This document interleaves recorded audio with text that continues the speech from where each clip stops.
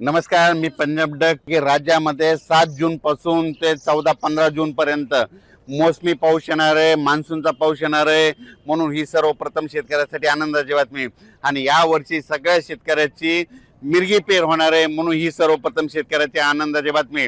आणि तुम्हाला एक सांगू इच्छितो की काल देखील प्रसार माध्यमातून म्हणतात यावर्षी दुष्काळ पडणार आहे. सर्व शेतकऱ्याला सांगू इच्छितो दुष्काळ वगैरे काय पडणार नाही, सरासरी इतका पाऊस पडणार आहे.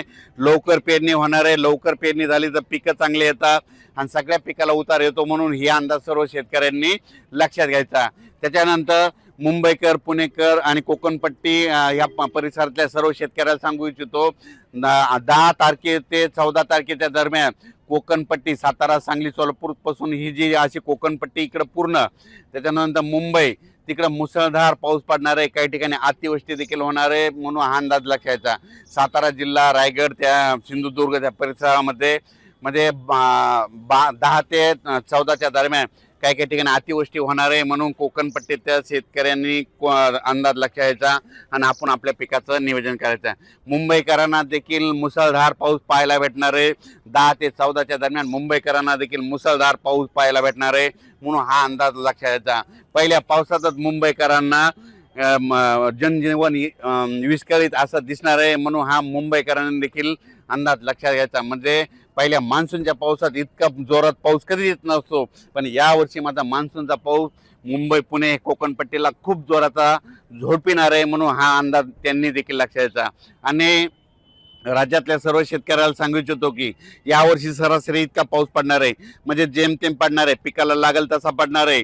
म्हणून शेतकऱ्यांनी यावर्षीचं साल खूप चांगलं आहे आणि लवकर पेरणी होणार आहे, म्हणून हे अंदाज लक्षात घ्यायचा. 10 तारखेपर्यंत तुम्ही शेतीचे कामे करून घ्या, कारण की 7 जून पासून ते 14-15 जून पर्यंत राज्यामध्ये मान्सूनचा पाऊस येणार आहे, सगळीकडे बरसणार आहे आणि सगळ्यांच्या पेरण्या लागणार आहेत, म्हणून हा अंदाज लक्षात घ्यायचा.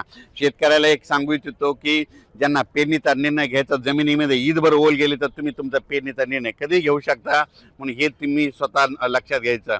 त्याच्यानंतर हा जो पाऊस येणार आहे तर या पावसामध्ये, मोसमी पावसामध्ये, मान्सूनच्या पावसामध्ये गारपीट कधीच नसते, पण ह्या पावसामध्ये गारपीट पाहायला भेटणार आहे, म्हणून बीडकरांनी हा अंदाज बीड संपूर्ण जिल्ह्यातल्या शेतकऱ्यांनी अंदाज लक्षात घ्यायचा. सोलापूर जिल्ह्यातल्या शेतकऱ्यांनी देखील अंदाज लक्षात घ्यायचा. त्याच्यानंतर धाराशिव जिल्हा, परभणी जिल्हा, इकडं अहिल्यानगर जिल्ह्यात देखील गारपिटीसह मध्ये पाऊस पडणार आहे, म्हणून हा अंदाज अहिल्यानगरच्या जिल्ह्यातल्या सर्व शेतकऱ्यांनी लक्षात घ्यायचा. गारपीट सगळीकडे होत नसते, फक्त वेगवेगळ्या ठिकाणी होते, म्हणून हे देखील लक्षात घ्यायचं. सातारा, सांगली देखील, कोल्हापूर देखील खूप जोराचा पाऊस पडणार आहे, मुसळधार पडणार आहे, म्हणून कोल्हापूरच्या शेतकऱ्यांनी अंदाज. पुणे भागात देखील खूप जोराचा पाऊस पडणार आहे, पण पुणे पश्चिमात मात्र मुसळधार काही ठिकाणी अतिवृष्टी होणार आहे, म्हणून हे देखील पुणेकरांनी लक्षात घ्यायचं. त्याच्यानंतर नाशिक जिल्ह्यात देखील चांगला पाऊस पडणार आहे, म्हणून नाशिकच्या शेतकऱ्यांनी अंदाज लक्षात घ्यायचा. मराठवाड्यामध्ये सांगायचं झालं तर परभणी जिल्हा, नांदेड जिल्हा, हिंगोली जिल्हा, जालना जिल्हा, संभाजीनगर, बीड जिल्हा, धाराशिव जिल्हा, लातूर जिल्हा या मराठवाड्यात देखील चांगला, म्हणजे ह्या आणि त्याच्यानंतर 7 ते 14चा खूप जोराचा पाऊस पडणार आहे, म्हणून हा अंदाज लक्षात द्यायचा.